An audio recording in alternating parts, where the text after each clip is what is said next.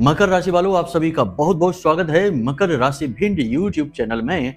तो मकर राशि वालों ध्यान से सुनिए, होली से पहले या होली के दिन भूल कर भी किसी को मत दे देना अपनी ये दो चीजें आपने यदि किसी को यूं ही दे दी, जाने अनजाने में, या दान भी कर दी या प्रयोग के लिए दे दी, चाहे किसी अपने को ही क्यों न दें, अपने भाई बंधु और अपने मित्र सखा किसी को भी दे दी, तो आप अपनी बर्बादी स्वयं अपने घर में लेकर आएंगे। जी हाँ बंधुओं, शनिदेव, सूर्यदेव और आपके पितृदेव का क्रोध आपके ऊपर बरसेगा। जी हाँ बंधुओं, नकारात्मक ऊर्जा चारों तरफ से आपको घेर लेगी और होली के बाद आपके बुरे समय की शुरुआत हो जाएगी। जी हाँ बंधुओं, और ये सारी बातें हम आपको यूं ही नहीं कह रहे हैं, इन सारी बातों को कहने के पीछे पूर्ण ज्योतिषीय आकलन है और आपकी राशि और आपकी कुंडली की ग्रह की स्थितियों के आधार पर हम ये बातें आपको बता रहे हैं। जी हाँ बंधुओं, याद रखना कि ठीक 14 मार्च के दिन जहां होलिका दहन होगा, वहीं सूर्य देवता भी राशि परिवर्तन करेंगे और राशि परिवर्तन करके पहुंच जाएंगे राहु के साथ, और वहीं पर बुध और शुक्र भी मौजूद हैं। यानी कि यह बहुत ही खतरनाक तालमेल होगा सूर्य देवता का राहु के साथ। याद रखना कि राहु एक ऐसा ग्रह है जो सूर्य देव को भी ग्रहण लगा देता है, कलयुग का राजा है, महाशक्तिशाली है। वैसे तो राक्षस ग्रह है, क्षुद्र है, छाया है, परंतु सूर्य को भी ढक देने की शक्ति रखता है। तो ऐसे में यदि आपने ये भूल कर दी कि इन दो चीजों का चुपचाप बिना जाने या अनजाने में लेन देन कर लिया, तो आप निश्चित तौर पर सूर्य देवता के क्रोध के भाजन बन जाएंगे और पितृदेव और शनिदेव भी आपको निश्चित तौर पर क्रोधित हो जाएंगे, आपकी जिंदगी खराब करने लगेंगे, आपके ऊपर नकारात्मक प्रभाव देने लगेंगे। अब कौन सी है ये दो चीजें, साथ ही साथ इन दोनों चीजों का आपसे क्या संबंध है। और एक बात हम आपको और बता दें कि जब बुरा समय आने को होता है तो पहले ही इंसान की बुद्धि हर ली जाती है, इसीलिए विनाश काले विपरीत बुद्धि। कारण इसका यह होता है कि जैसे कि अगर किसी को यह कहा जाए कि तुम्हें सफेद रंग किसी को नहीं देना है, तो उसके आसपास ऐसा वातावरण बनता है कि लोग उससे सफेद रंग की ही मांग करते हैं, सफेद रंग के कपड़ों की मांग करते हैं, खाने पीने के लिए सफेद रंग की चीजें, मिठाई वगैरह, शक्कर है, चावल है, ऐसी चीजों की मांग करने लगते हैं। और फिर उसे कभी जाने में कभी अनजाने में यह भूल हो जाती है कि वह उठाकर इन चीजों को दूसरों को दे देता है और यहीं से उसके बुरे समय की शुरुआत हो जाती है। इसीलिए विनाश काले विपरीत बुद्धि बात जो कही गई है शास्त्रों में, वह चरितार्थ हो जाती है। तो अब ऐसे में जरूरत पड़ती है सही ज्ञान की, मार्गदर्शन की। मार्गदर्शन का मतलब ही है कि आने वाली बाधाओं और अड़चनों को पहले ही बता दिया जाए और सतर्क कर दिया जाए, सावधान कर दिया जाए। तो यही कार्य आज हम इस कार्यक्रम में करने वाले हैं। हम आपको बताएंगे 4 ऐसे कार्य जो आपको होली से पहले और होली के दिन भूल कर भी नहीं करने हैं, गलती से भी नहीं करने हैं। कर दिया तो आपका जीवन बर्बाद होते देर नहीं लगेगी। और 2 ऐसी चीजों के बारे में जिन्हें आपको भूल कर भी किसी को देना नहीं है, किसी भी हालत में नहीं देना है। लेकिन विडंबना ऐसी है कि इन 2 चीजों की मांग आपसे अवश्य की जाएगी। जी हाँ बंधुओं, और ये जो 4 कार्य हम आपको बता रहे हैं, ये 4 कार्य करने के लिए आपको प्रेरित किया जाएगा। वातावरण ऐसा बनेगा, लोग आपको प्रेरित करेंगे, माहौल ऐसा बनेगा कि आप अनजाने में ही सही लेकिन इन कार्यों को कर डालेंगे। और जैसे ही आप करेंगे वैसे ही राहु नकारात्मक होकर आपके जीवन में परेशानियां बढ़ाना शुरू कर देगा। और फिर अन्य देवी देवता जैसे कि सूर्य है, शनि है और पितर हैं, ये भी एक दूसरे से जुड़े हुए हैं, ये भी नाराज होकर, क्रोधित होकर आपके जीवन को बर्बाद करने लगेंगे। जी हाँ बंधु, तो अब ऐसे में आपको यह कार्यक्रम देखना बहुत जरूरी है। याद रखना बंधुओं कि अभी जो समय और काल चल रहा है, यानी होली से ठीक पहले का समय, इसे होलिका अष्टक कहते हैं। हम अपने हर कार्यक्रम में इसके विषय में आपको बता रहे हैं।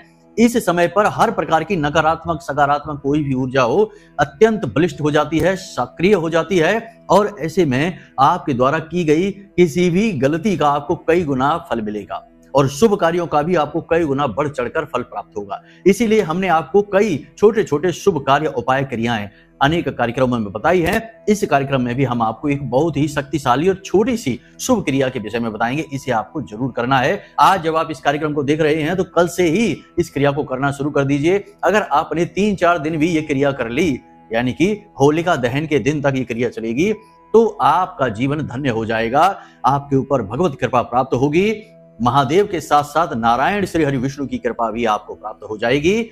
यह बहुत बड़ा और बहुत ही शक्तिशाली अवसर होगा।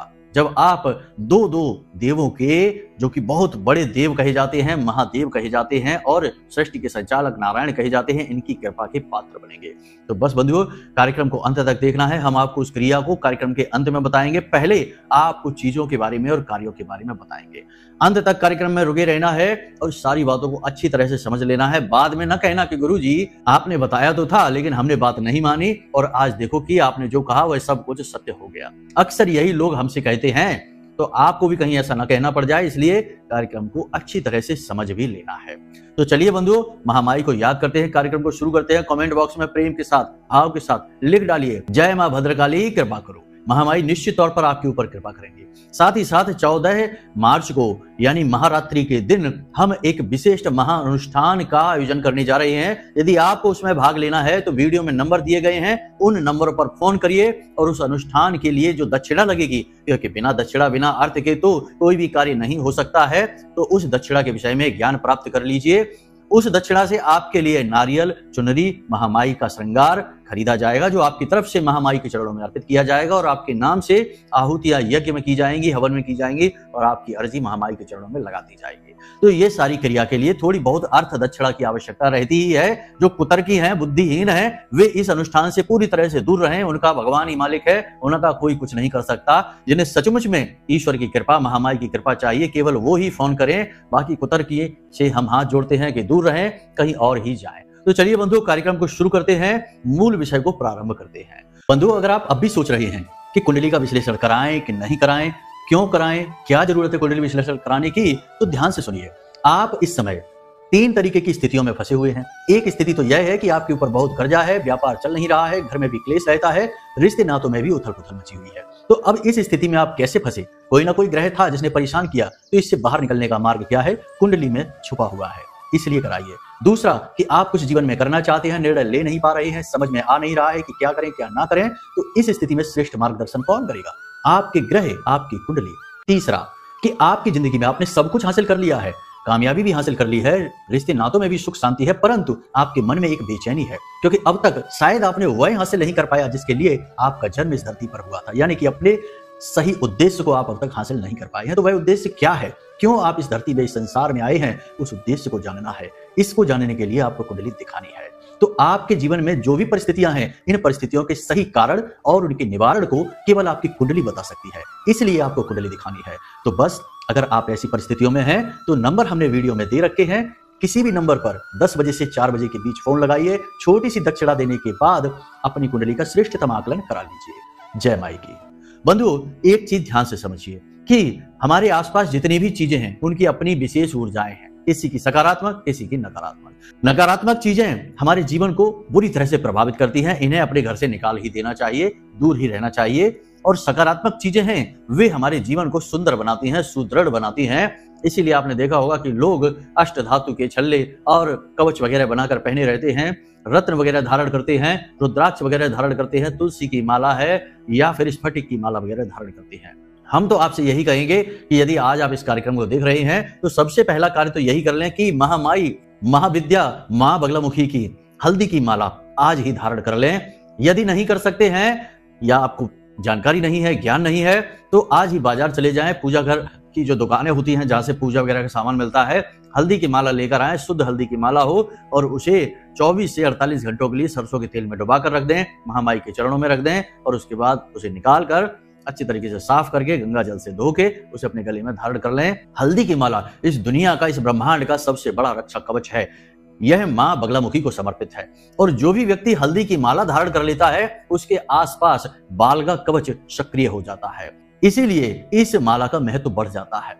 यह बालगा कवच आपको हर एक नकारात्मकता से दूर रखेगा, हर एक नकारात्मक शक्ति को काट डालेगा, आप तक पहुंचने ही नहीं देगा। फिर काय का नजर, टोना टोटका, काय की तंत्र विद्या कुछ भी आपके पास आएगी ही नहीं, सब कुछ दूर भाग जाएगी। तो ये क्रिया तो आप आज कर ही लें जब आप इस कार्यक्रम को देख रहे हैं या फिर कल कर लें। कोई भी विशेष नियम, विधि विधान या फिर विशेष दिन की आवश्यकता नहीं है। अभी जो दिन चल रहे हैं इन दिनों पर मां बगलामुखी की ऊर्जा भी चरम सीमा पर है और इसका भी आपको लाभ प्राप्त हो जाएगा। जी हाँ बंधुओं, तो यह एक कार्य हो गया। दूसरा कार्य आपको यह है कि प्रतिदिन मंदिर में जाएं और इन दिनों में मंदिर में जाएं और दान पात्र में एक छोटी सी रकम जितना आपका बने, 5 रुपए, 10 रुपए, 20 रुपए, उस रकम को मंदिर के दान पात्र में दान अवश्य करते रहें। क्योंकि इसके बाद जो मंदिर में अनुष्ठान होंगे, पूजा पाठ होंगे, भंडारे होंगे, गरीबों को भोजन कराया जाएगा, जो बाहर भिखारी बैठे रहते हैं उन्हें भोजन कराया जाएगा, प्रसाद दिया जाएगा, उस सब में आपके द्वारा दी गई राशि का प्रयोग हो जाएगा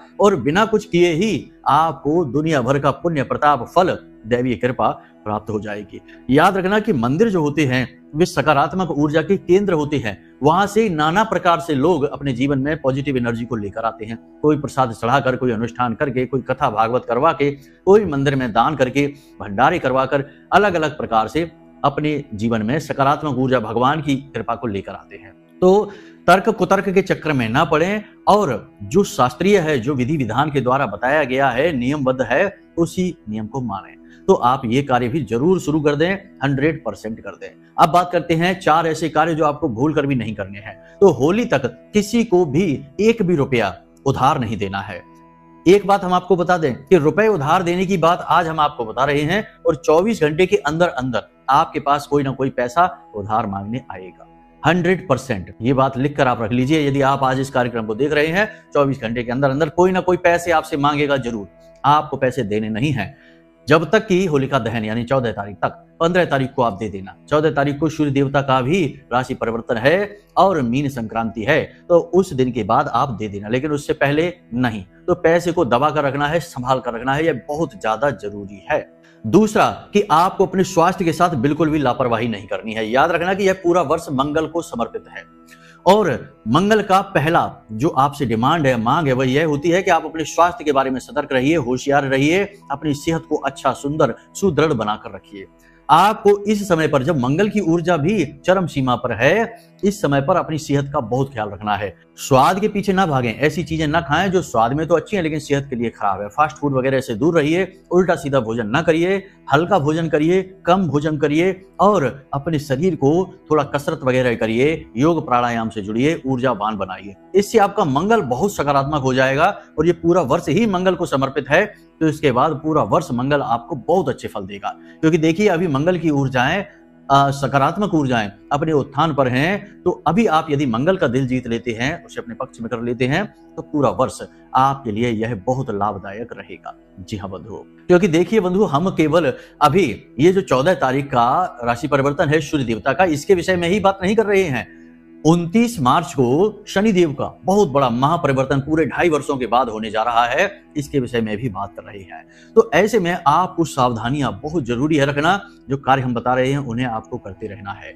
अब 29 तारीख से 27 दिनों के बीच में आपके जीवन में कई पॉजिटिव घटनाएं घटित होंगी। आप लिख कर रख लेना ये बात कि 29 तारीख से दिन गिनना। 29 तारीख से 27 दिन यानी कि 27 दिन का एक चंद्रमास होता है, तो 27 दिनों के अंदर अंदर आपके जीवन में शनिदेव से जितनी भी बाधाएं, रुकावटें, अड़चनें थी, वे एकदम से हट जाएंगी और अचानक से आपको लाभ मिलने शुरू हो जाएंगे। अचानक से मौके, अवसर आपके जीवन में आने लग जाएंगे।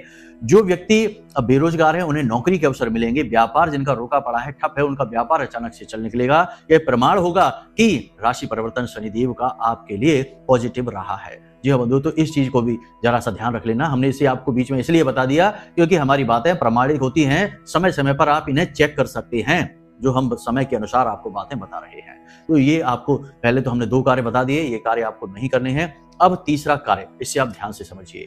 किसी भी मजदूर यानी निम्न वर्ग का जो कर्मचारी है, आपसे काफी निचले स्तर का कर्मचारी है, रोज मेहनत करके रोजी रोटी कमाता है, उसका दिल नहीं दुखाना है, उससे मोल भाव नहीं करना है, उसके पैसे ज्यादा नहीं तोड़वाने हैं। लोगों की यह आदत होती है कि बड़े बड़े शॉपिंग मॉल में, कॉम्प्लेक्स में चले जाएंगे और वहां मुंह मांगे पैसे देकर चले आएंगे। 100 रुपए की चीज के 200-300 रुपए देकर चले आएंगे। लेकिन बाहर जो रेडी वाले हैं, जो बेचारे दिन भर धूप में खड़े हैं, बिक्री कर रहे हैं सामान की, उनके 10-20 रुपए की फायदे की भी नहीं सोच सकते हैं। उनसे रुपए तोड़वाएंगे, 100 रुपए की चीज के 60-70 रुपए देने की कोशिश करेंगे, तो उनका ही मार्जिन, उनका ही प्रॉफिट कम हो जाता है और बेचारे इतनी मेहनत करते हैं, धूप में खड़े हैं। और एक चीज कि ऐसे लोगों के अधिपति शनिदेव होते हैं। जब आप 20 रुपए 30 रुपए तोड़वा कर किसी गरीब आदमी से कोई सामान लेकर आते हैं, आपको लगता है कि आपने 20 रुपए बचा लिए, 30 रुपए बचा लिए, लेकिन ये 20-30 रुपए आपके जो घर में पूंजी है, जो पैसा है, उसको खोखला करना शुरू कर देंगे। आप असल में दीमक लेकर अपने घर में आ गए हैं और धीरे धीरे आप देखेंगे कि अचानक कुछ ऐसा हो जाएगा कि आपके 2-4 हजार 10-20 हजार रुपए अचानक एक झटके में खर्च हो जाएंगे। कोई बीमार हो जाएगा, कहीं झगड़ा हो जाएगा, कहीं एक्सीडेंट वगैरह हो जाएगा, कुछ ना कुछ ऐसा हो जाएगा कि अचानक से आपके हजारों रुपए खर्च हो जाएंगे। फिर आप सोचेंगे कि हमने तो कुछ ऐसा किया नहीं, अचानक हमारे जीवन में ये खर्चा क्यों आ गया, अचानक हमारी पूंजी कम क्यों हो गई, हमारे खर्चे बजट बिगड़ क्यों गई। तो आप सोचते ही रह जाएंगे, आपको पता ही नहीं चलेगा कि आपने कहाँ गड़बड़ की है, कहाँ गलती की है। हम आपको बता रहे हैं, आप बस एक कार्य करना शुरू कर दीजिए आज से ही। जब आप इस कार्यक्रम को देख रहे हैं कि किसी भी गरीब आदमी से मोल भाव जरूरत से ज्यादा नहीं करेंगे, उसे जाकर बता दीजिए कि हम आपकी चीज इतने रुपए की लेंगे, आपको पसंद है तो दे दो, नहीं पसंद है तो आप जाइए किसी और से ले लीजिए। लेकिन उस पर खड़े रहकर वहीं पर मोल भाव करके उस पर दबाव बनाने की कोशिश ना करें कि उसे मजबूरी में सामान बेचना पड़े। मोल भाव बंद ही कर दीजिए। आप जैसे ही आज से मोल भाव बंद करेंगे, 30 दिन के अंदर अंदर आप देखेंगे कि आपकी फिजूल खर्चियां अचानक रुक जाएंगी। बीमारी है तो बीमारी ठीक हो जाएगी। पैसा आपका बिना मतलब में इधर उधर जो जा रहा था, जैसे कि लोग कहते हैं कि पैसा आता तो खूब है लेकिन रुकता नहीं है, तो पैसा आपका जाना बंद हो जाएगा, अपने आप पैसा रुकना शुरू हो जाएगा। ये बहुत बड़ी ट्रिक है ज्योतिष की, जिसे कोई नहीं बताता है, और यह शास्त्रीय पद्धति भी है। आपको सामान लेना है तो एक रेट फिक्स करिए कि हम तो 70 रुपए देंगे, 60 रुपए देंगे। वो कहेगा नहीं तो कोई बात नहीं, किसी और पर चले जाइए। और कोशिश ये करिए कि जितना पैसा वो कहता है उतने ही पैसे में आप ले लीजिए। आपको लगेगा जरूर कि आपने 10-20 रुपए ज्यादा दे दिए, पैसे थोड़े ज्यादा खर्च कर लिए, लेकिन ये जो 10-20 रुपए आप लेकर आए हैं, ये आप अपनी जो पूंजी है उसके लिए खाद लेकर आ गए हैं। जी हाँ बंधु, खाद समझते हैं ना, जिससे पौधा बड़ा होता है। अब आपकी जो पूंजी है वह बढ़ना शुरू हो जाएगी, फिजूल खर्ची रुकना शुरू हो जाएंगे, अनावश्यक खर्चे रुक जाएंगे और आपका धन बढ़ता चला जाएगा। जी हाँ बंधु, तो मोल भाव की आदत बहुत ही खराब आदत होती है, बहुत ही गलत आदत होती है, और कुतर्की इस आदत को कुछ ज्यादा ही अपनाकर बैठती है। उन्हें लगता है कि पूरी दुनिया उनको लूटने पर उतारू है और सबसे उनको अपना धन बचाना है। याद रखना कि धन खुद चुनता है कि वह किसके पास रहेगा। आप पैसे को ना तो रोक सकते हैं, ना कमा सकते हैं, और ना ही किसी को दे सकते हैं, जब तक कि धन, पैसा, माता लक्ष्मी स्वयं ना चाहें। जी हाँ बंधुओं, इसीलिए रातों रात करोड़पति सड़क पर आ जाते हैं और सड़क पर रहने वाले रोडपति करोड़पति बन जाते हैं। यह माता लक्ष्मी खुद चुनती हैं, धन खुद चुनता है। तो धन के नियम तो मानने ही पड़ेंगे, नहीं मानोगे तो ऐसे ही बर्बाद रहोगे। कोई भी काम कर लेना, परिणाम शून्य ही रहेगा, ये लिख कर रख लेना। तो इस बात का ध्यान रखना है, बिना मतलब के मोल भाव नहीं करने हैं, पैसे तोड़वाने नहीं हैं। जी हाँ बंधुओं, अब बात करते हैं चौथा और सबसे महत्वपूर्ण कार्य। जी हाँ बंधुओं, गलत चीजों का सेवन। जी हाँ, लोग ये अक्सर करते हैं, उन्हें एहसास तो खूब होता है कि शराब पीना गलत है, मांसाहार गलत है, उल्टी सीधी चीजें, नकारात्मक चीजों को खाना पीना, उनका उपभोग करना गलत है, तब भी लोग करते हैं और जानबूझकर मुसीबत बुला लेते हैं। बड़े ग्रहों के गोचर के समय पर ऐसे कार्य नहीं करने चाहिए, और खास तौर से इस समय पर जबकि होलिकाष्टक का समय चल रहा है। आपको नशे से पूरी तरह से दूर रहना चाहिए, मांसाहार से पूरी तरह दूर रहना चाहिए। यहाँ तक कि हम तो ये भी कहेंगे कि तामसिक भोजन, अधिक मसालेदार भोजन से भी आपको दूर रहना चाहिए। साधारण भोजन खाइए, जैसा आहार वैसा विहार, यथा पिंडे तथा ब्रह्मांडे। जैसा आप अपने भोजन ग्रहण करेंगे वैसा ही व्यवहार बनेगा। तामसिक भोजन खाएंगे तो जगह जगह झगड़ा, विवाद और बनते काम बिगड़ते चले जाएंगे, और यदि आप साधारण भोजन खाएंगे, सात्विक भोजन खाएंगे, तो आपके बिगड़े काम भी बनने शुरू हो जाएंगे, आपकी वाणी मधुर हो जाएगी, मन शांत हो जाएगा, और आपका बुध और शुक्र दोनों सक्रिय हो जाएंगे, पॉजिटिव हो जाएंगे। तो ये 4 कार्य जो हैं आपको भूल कर भी नहीं करने हैं। नशा नहीं करना है, पैसे उधार नहीं देना है, मोल भाव नहीं करना है, और किसी को सताना नहीं है, और अपनी सेहत का ख्याल रखना है। ये 4 कार्य आपको करने हैं, यानी कि इन पर ध्यान देना है। निषेध है और इनका उपभोग है, वह आप समझ लेना। बाकी अब चलो आगे बढ़ते हैं, आपको बताते हैं इन 2 चीजों के विषय में। तो अब ध्यान से सुनिए बंधुओं, पहली चीज है सूर्य देवता से जुड़े हुए, क्योंकि देखिए सूर्य देवता अब जिस राशि में, मीन राशि में प्रवेश करने जा रहे हैं, उससे पहले आपको बता दें कि वहां राहु पहले से ही मौजूद हैं, और राहु सूर्य को कमजोर बना देते हैं। यह सुनने में भले ही अच्छा ना लगे, लेकिन जैसे ही सूर्य देवता वहां प्रवेश करेंगे कमजोर हो जाएंगे। अब ऐसे में यदि आपने सूर्य से जुड़ी हुई चीजें किसी को देना शुरू कर दिया, तो सूर्य देवता बलहीन हो जाएंगे, और आपके जीवन में सूर्य के जितने भी फल हैं वे सारे के सारे रुक जाएंगे। खास तौर से पितृ देवता के आशीर्वाद भी रुक जाएंगे, क्योंकि पितृलोक सूर्य लोक के पास ही स्थित है। पितृलोक का सीधा संबंध सूर्य देवता से माना जाता है। सूर्य देवता ही पितृ देवताओं के अधिपति भी माने जाते हैं। तो यहाँ पर आप समझिए, सूर्य को कमजोर आपको नहीं करना है। गुड़, तांबे के बर्तन, तांबे की कोई भी चीज और लाल और सफेद रंग के वस्त्र किसी को भी आपको नहीं देने हैं। वैसे सफेद रंग के वस्त्र शुक्र को भी सूचित होते हैं, लेकिन सूर्य देवता के लिए भी होते हैं। कहीं कहीं पर लाल और पीले रंग के वस्त्र कहे जाते हैं। तो आप 3 रंगों को, लाल, पीला और सफेद, ये 3 रंग आपको किसी को नहीं देने हैं।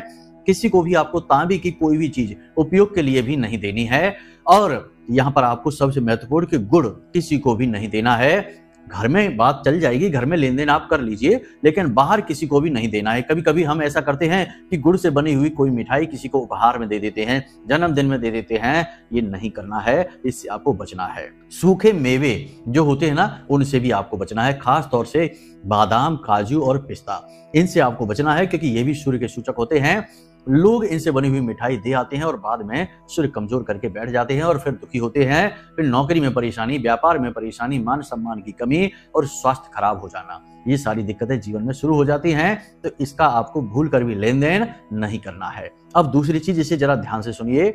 इलेक्ट्रॉनिक सामान, घड़ी, मोबाइल या कोई भी इलेक्ट्रॉनिक चीज आपको किसी को भी नहीं देनी है। और मशीनरी भी, जैसे कि आपका वाहन है, आपके उपकरण हैं, आप किसी भी तरीके का लैपटॉप है, मोबाइल है, कुछ भी उपयोग करते हैं, इलेक्ट्रॉनिक सामान, मशीनरी का सामान, ये आपको किसी को भी नहीं देना है, ना तो प्रयोग के लिए और ना ही यूं ही हमेशा के लिए। दान भी नहीं करना है इनका। दान मंदिर में किया जाता है, मंदिर के बाहर का दान लेन देन ही कहा जाता है। यह आपके व्यवहार को बढ़ा सकता है, परंतु आपके पुण्य धर्म को नहीं बढ़ाएगा। वह तभी बढ़ाएगा जब आप मंदिर में जाकर दान करें। इसीलिए ग्रहों से जुड़ी हुई चीजों के दान का जो विधान है वह मंदिर में होता है, मंदिर से बाहर नहीं। तो बाहर आप इसे लेन देन ना करें। सबसे महत्वपूर्ण कि अपना वाहन किसी को भी नहीं देना है, ना तो चलाने के लिए और ना ही उपयोग करने के लिए, घर पर किसी के रखने के लिए भी नहीं देना है, अपने ही घर पर रखना है। लोग अक्सर ऐसा करते हैं कि उनके घर पर जगह की कमी है तो अपना वाहन किसी और के घर में रख देते हैं। ये भी आपको नहीं करना है। इससे भी वह उसकी ही सीमा में पहुंच जाता है, उसके ही प्रयोग में आ जाता है। अब वो प्रयोग करे या ना करे वो एक अलग बात होती है। तो इन चीजों का आपको ख्याल रखना है। एक और खास बात कि आपको काले रंग का और नीले रंग की कोई भी वस्तु किसी से मुफ्त में नहीं लेनी है। ये विशेष बात आपको ध्यान रखनी है। कब तक? 14 मार्च तक, यानी होलिका दहन के दिवस तक आपको यह चीज याद रखनी है कि काली और नीले रंग की, गहरे नीले रंग की कोई भी वस्तु किसी से आपको मुफ्त में नहीं लेनी है। यदि कोई दे देता है तो उसे पैसे जरूर दे देना है। इस बात का आपको विशेष ध्यान रखना है। अब ध्यान से सुनिए कि एक विशेष क्रिया, आज जब आप इस कार्यक्रम को देख रहे हैं तो आज से ही, यानी अब रात है तो फिर कल से ही सुबह के समय आप ये कोशिश करें कि एक अनार बाजार से लेकर आएं और उस अनार के रस को निकालें और उसमें थोड़ा सा शहद मिला दें और उस अनार से भोलेनाथ का अभिषेक शुरू कर दें।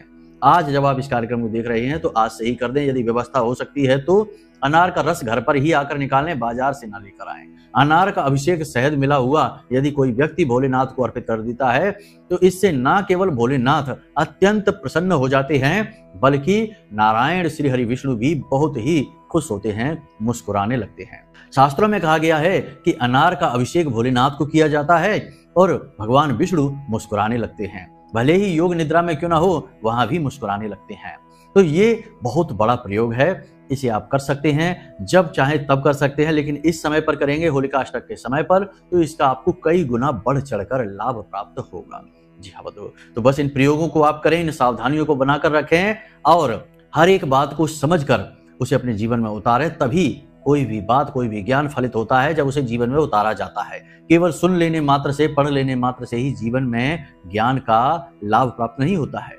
तो उम्मीद करते हैं कि आप सारी बातें हमारी समझ चुके हैं। अब यदि कोई मन में प्रश्न उठता है तो आप, हमने जो वीडियो में नंबर दे रखे हैं, उन नंबरों पर फोन करके जानकारी प्राप्त कर सकते हैं। महा अनुष्ठान में शामिल होना चाहते हैं तो उसके लिए भी जानकारी ले सकते हैं। और यदि आपको कुंडली विश्लेषण कराना है तो उसके लिए भी आप इन्हीं नंबरों पर फोन करिए जो हमने वीडियो में दे रखे हैं। तो चलिए बंधु, आज के इस कार्यक्रम को यहीं विराम देते हैं। हमेशा हंसते रहिए, मुस्कुराते रहिए, सकारात्मक रहिए और महामाई पर अपनी आस्था और विश्वास बनाकर रखिए, क्योंकि आपका उद्धार तो माई के हाथों से ही होना है। तो प्रेम से बोलिए जय माई की। माता रानी आपका कल्याण करें। धन्यवाद।